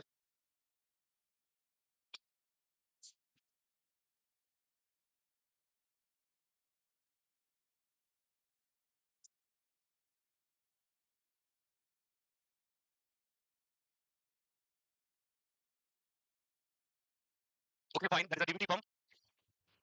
One more device, sequential compression device, SCD. ये भी DVT की तरह ही होता है और इसमें भी अपन एयर पुश करके सॉक्स की तरह पहन लेते हैं। यहाँ पर एक फीमेल पेशेंट है, टीवी वॉच कर रही है और उसने इस डिवाइस को पहन रखा ताकि ब्लड क्लॉट होने का रिस्क कम हो जाए। That is sequential compression device, SCD, SCD.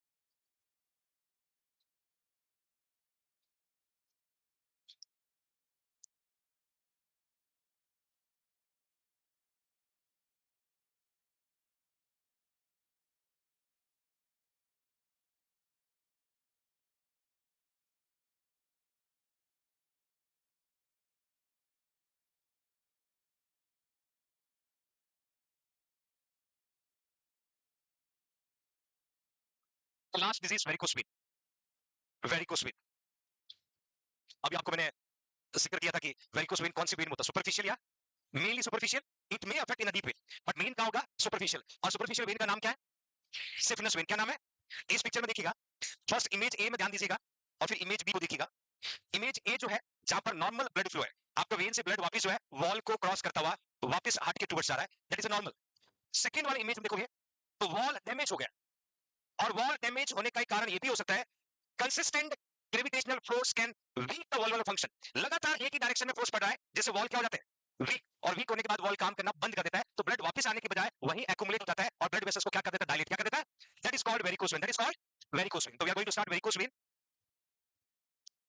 long tortuous dilated vein of the superficial varicose system due to pulling of the blood into the lower extremities. आपने सुना esophageal varices, esophageal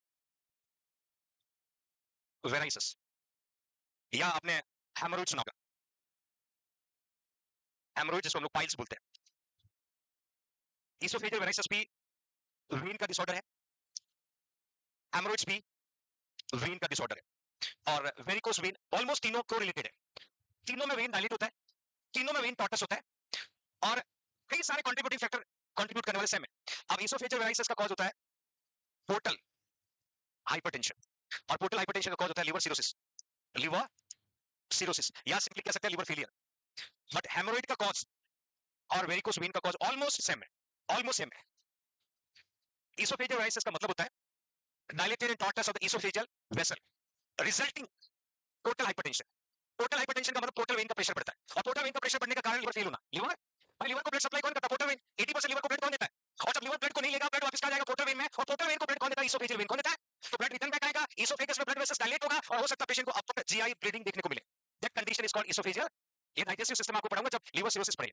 दूसरा hemorrhoids का मतलब होता है dilated and tortuous rectal blood vessels. Rectal blood vessels में यदि internal है, इंटरनल हेमोरॉइड्स बाहर डायलेट हो गया है, एक्सटर्नल हेमोरॉइड्स, तो हेमोरॉइड्स का कॉज भी इंक्रीज इंट्रा एब्डोमिनल प्रेशर हो सकता है और वेरिकोस वेन का कॉज भी इंक्रीज इंट्रा एब्डोमिनल प्रेशर हो सकता है। तो कोरिलेटेड डिजीज है बट मैं वेरिकोस वेन की बात करते हैं। कॉमन साइट पूछे तो मैं लिखा है long syphilis varicose when, specially कहां पर, ग्रोइन एरिया में, और शॉर्ट सिफिलिस में पूछे तो आपको पोप्लिटियल फोसा। ये दो कॉमन साइट है बच्चों। जैसे मैंने आपको डीवीटी की कॉमन साइट बताया, वैसे वेरिकोस वेन का भी कॉमन साइट आपसे पूछा जा सकता है। Please write down, long saphenous में ग्रोइन, शॉर्ट सिफिलिस में पोप्लिटियल फोसा।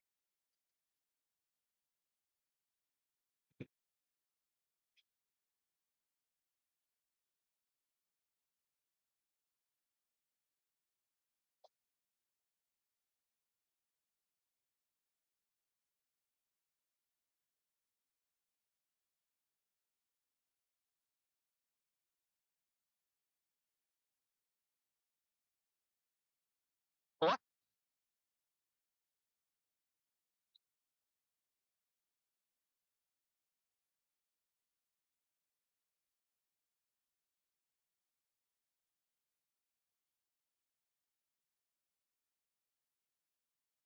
लिखा सभी ने। Now next what are the factors possible, उससे पहले तीन टाइप्स के बारे में डिस्कस करते हैं। Telangiectasis, spider vein, dilated intradermal venules less than 1 mm in diameter, that is epidermis, epidermis, second layer dermis, और डर्मिस में बच्चों ब्लड सप्लाई होती है, दैट मींस ब्लड वेसल्स पाई जाती है डर्मिस में। फर्स्ट देखा टेलेंजेक्टियासिस, जहां पर वेरिकोस वेन पूरी तरीके से डेवलप नहीं हुआ है, ये इसका इनिशियल फेज है। मैंने मेंशन किया कि जहां पर वेन्यूज जो है, वेन्यूज का मतलब होता है बच्चों ब्रांच ऑफ वेन, क्या होता है? Branch of when, branch of when is called venues. और एक वर्ड का स्पाइडर, मतलब यहां पर एक इमेज भी दिखाऊंगा, वेन्यूज का डायमीटर जो है वो लगभग लेस देन 1 mm का होगा, but going to be dilated, dilate हुआ नहीं बट रेडी टू डायलेट, और डायमीटर लेस देन 1 mm पहुंच गया। बाहर से आप देखोगे ना तो बहुत ही बारीकी से आपको इस तरीके से वेन दिखेगा, स्किन की तरफ से, स्किन में से। उस फेज को देखिए, डायमीटर बहुत जरूरी है। मैं आपको ये भी बताऊंगा कितना डायमीटर पे हम लोग सर्जिकल इंटरवेंशन करेंगे। तो 1 mm जो है उससे कम है, उस सिचुएशन को टेलेंजेक्टियासिस बोलते हैं। और अदर नेम जैसे स्पाइडर वेन, डायलेट कहां होगा? इंट्राडर्मल, क्योंकि स्किन की जो सबसे बाहर वाली लेयर उसको क्या बोलते हैं? एपिडर्मिस। और सेकंड वाली लेयर को, तो हमेशा ध्यान रखना, dermis consist of blood vessels. Dermis में क्या प्रेजेंट होता है? Blood vessels. तो यहां पर मैंने कैरी ऑन किया second one, reticular vein, true vein, dilated ड्यूरिस सबडर्मल, और डायमीटर कितना हो गया बच्चों? 1 2। अब यहां थोड़ा थोड़ा टॉर्टस होता हुआ दिखेगा। और फाइनली वेरिकोस वेन का मतलब सबक्यूटेनियस डायलेटेड, और साइज कितना हो जाएगा? 3 mm और ग्रेटर। पहले मैं 3 इमेज दिखाता हूं तीनों का, कैसे कैसे दिखते देखिएगा। यहां पर मैंने सबसे पहले टेलेंजेक्टियासिस पुट किया, वहां लेस देन 1 mm था, तो इस तरीके की डायलेटेड वेन आपको दिखेगी जो इट रेडी टू डायलेट, और ये लगभग डर्मिस के अंदर ही होता है। सेकंड मैंने कहा रेटिकुलर वेन, जो 1 to 3 mm तक डायमीटर हो जाता है। और फाइनली जो हम पढ़ रहे हैं वेरिकोस वेन, आप देख पा रहे होंगे बाहर से विजिबल हो रहा है, you can able to see, जहां डायमीटर 3 mm और उससे ज्यादा, तो that condition we can say varicose. अब पहले यदि हम यहां पर समझ जाए तो इस फेज में आने की जरूरत नहीं पड़ेगी। यहां पर भी ध्यान नहीं दिया तो अगला फेज क्या होगा? वेरिकोस। और वेरिकोस वेन जो है उसकी सर्जरीज भी थोड़ी टफ है, उसमें डेली रूटीन एक्टिविटी भी अल्टर होता है। तो इस फेज में कई सारे लोग होते हैं, फार्मर्स होते हैं, बार्बर होते हैं, गार्ड, जैसे मैं एग्जांपल देता हूं, अपने वाले गार्ड नहीं, अपने वाले गार्ड तो बादशाह है, वो तो कूलर के सामने आराम से बैठते हैं।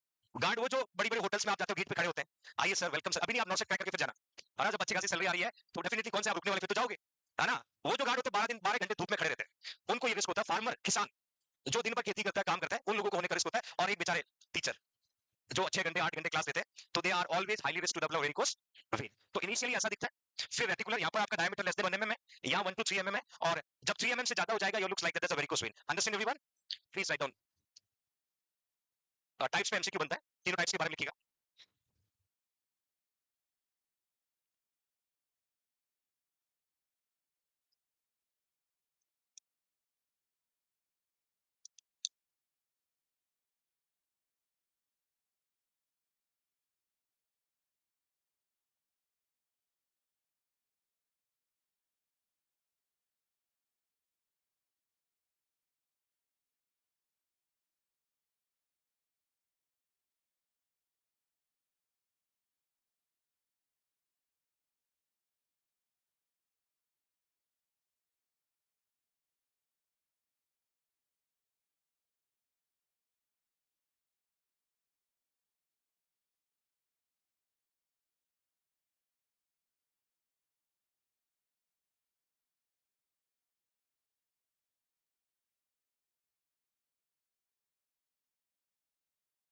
हुआ?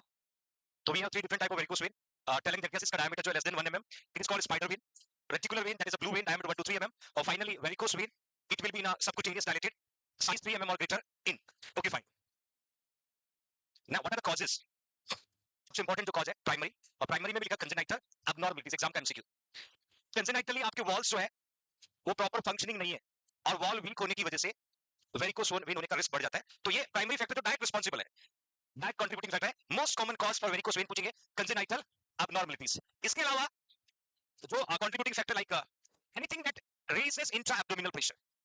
अब जब इंट्रा एब्डोमिनल प्रेशर यदि आपका बढ़ता है तो वेट किस पे बढ़ेगा? लोअर एक्सट्रीमिटीज पे। और लोअर एक्सट्रीमिटीज पे लगातार यदि प्रेशर पड़ेगा तो वॉल्स वीक होगा, वॉल्स वीक होकर के वॉल्स फेल हो जाएगा, blood does not come to the towards your heart. अब मैंने इसमें कॉज के एग्जांपल में पुट किया है लाइक प्रेगनेंसी, और मैंने कहा प्रेगनेंसी में कब डेवलप होता है? सेकंड और थर्ड ट्राइमेस्टर, सेकंड और third trimester, specially second trimester जो है 13 से 28 वीक, 13 से 28 वीक, और थर्ड ट्राइमेस्टर जो है 29 to 40 week. Even during pregnancy कोई भी डिजीज डेवलप होता है तो ज्यादातर सेकंड और थर्ड ट्राइमेस्टर रिस्पांसिबल होता है। फॉर एग्जांपल हेमोरॉइड्स यदि होता है तो थर्ड ट्राइमेस्टर में होता है, जेस्टेशनल डायबिटीज मेलाइटस होता है सेकंड ट्राइमेस्टर में, सेकंड और थर्ड। एक मैंने रिसेंटली आपको डायलेटेड कार्डियोमायोपैथी पढ़ाया था, और वो भी लास्ट ट्राइमेस्टर में बताया था। तो कई सारी कंजेनाइटल डिजीज जो है वो डेवलप होने में दोनों ट्राइमेस्टर रोल प्ले करता है। बट मैंने यहाँ पर मेंशन किया कि प्रेगनेंसी में क्या होता है? Intra abdominal pressure, because first trimester में 1 kg वेट बढ़ता है, सेकंड ट्राइमेस्टर में 5, थर्ड में तो फीटल का ग्रो क्विक होने लगता है, इंट्रा एब्डोमिनल प्रेशर बढ़ता है, और इंट्रा एब्डोमिनल प्रेशर बढ़ने की वजह से लो एक्सट्रीमिटीज के ऊपर प्रेशर बढ़ेगा, it may be can cause to develop varicose vein. Abdominal and pelvic mass, abdominal mass का एग्जांपल बता सकता हूं, एब्डोमिनल आयोटिक एन्युरिज्म। रिमेंबर बच्चों, abdominal aortic aneurysm, heart beat कहां सुन रहे थे? हाँ, एक आपने सुना होगा Wilson disease, that also can cause, और पेल्विक मास होगा तो भी आपके लो एक्सट्रीमिटीज पे कहीं की प्रेशर कॉज होगा। असाइटिस लिवर सिरोसिस की वजह से होता है, ओबेसिटी, कॉन्स्टिपेशन, ये सारे कॉज हेमोरेज के लिए रिस्पांसिबल है, और इन सारे कॉज की वजह से इंट्रा एब्डोमिनल प्रेशर क्या होता है, बढ़ेगा, और इंट्रा एब्डोमिनल प्रेशर इंक्रीज होगा तो पेशेंट के लोअर एक्सट्रीमिटीज पे प्रेशर बढ़ेगा। Thrombus of the leg when, spend long period of time standing, barber और टीचर, यू नो बार्बर, हम इसको ब्यूटिशियन बोल सकते हैं, नई भाषा में ब्यूटी पार्लर वाला बोल सकते हैं, है ना। आज से 10-12 साल पहले सिर्फ बार्बर ही हुआ करता था, अभी आज नई ट्रेंड, अभी ब्यूटी पार्लर वाला खुलने लगा। आप अपने पेरेंट्स को पूछिएगा, 15-12 साल पहले beauty parlour rarest of rare होता था, और आज आप हर गली में देखोगे फलाना ब्यूटी पार्लर वाला, है ना। तो अभी जो आप कह सकते हो ब्यूटी पार्लर वालों को भी हो सकता है, that is barber, teacher, guard, या people who are standing for the long time.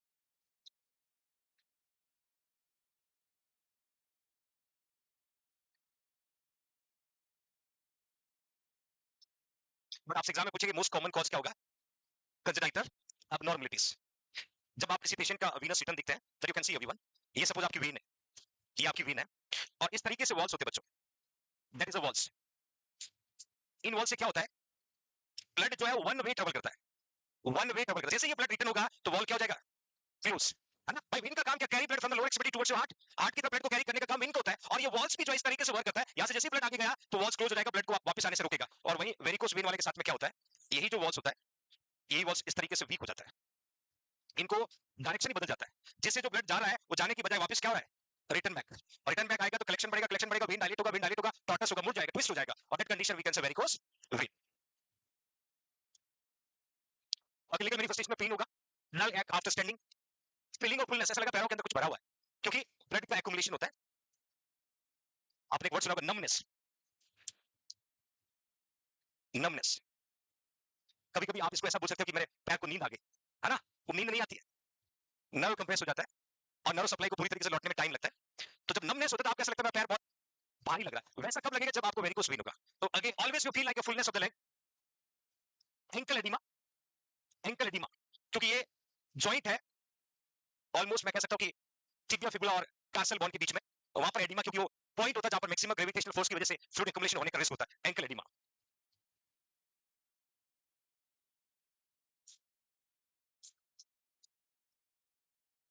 Investigation again, candle and butts, काफी सारी इन्वेस्टिगेशन है, लिखना है, हाँ लिख लो बेटा।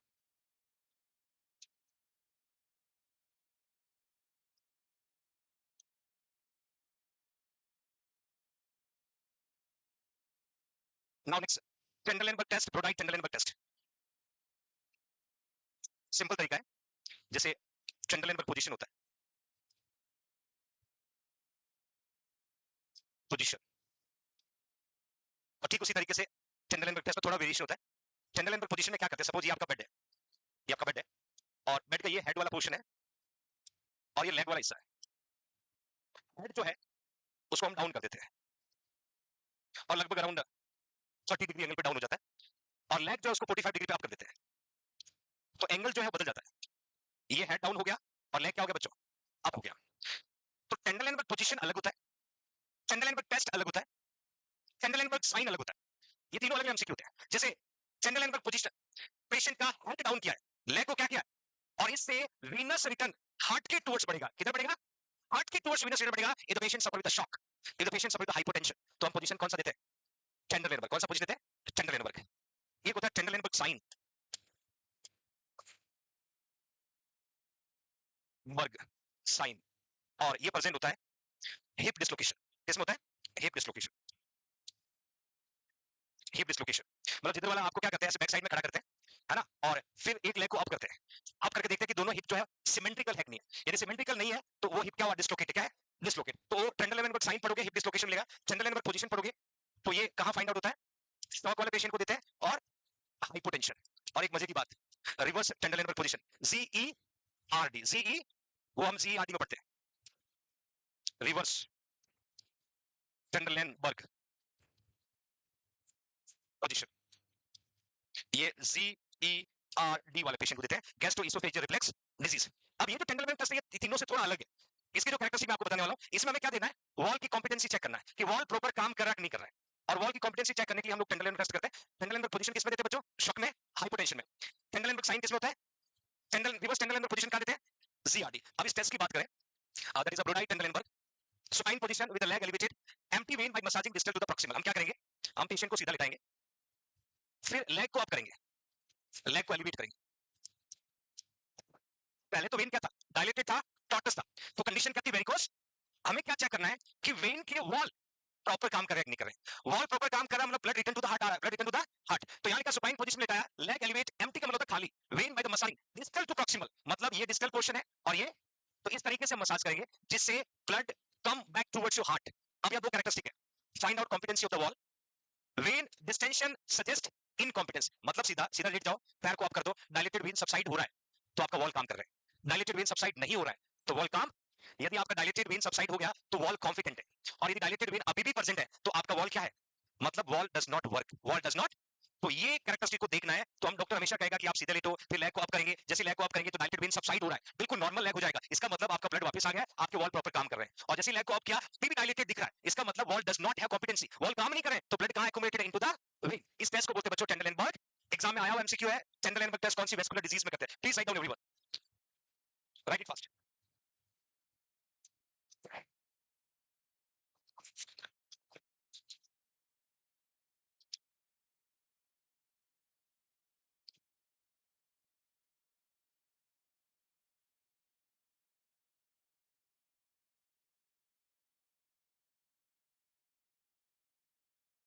सभी ने अभी जो आज का सेशन यही करेंगे, इसमें 3 से 4 और टेस्ट है, ट्रीटमेंट है, 30-40 मिनट्स की क्लास अभी रिमेनिंग है, जो नेक्स्ट क्लास में शुरू करेंगे, और उसके बाद एक नया सिस्टम हमें कैरी ऑन करेंगे कल से.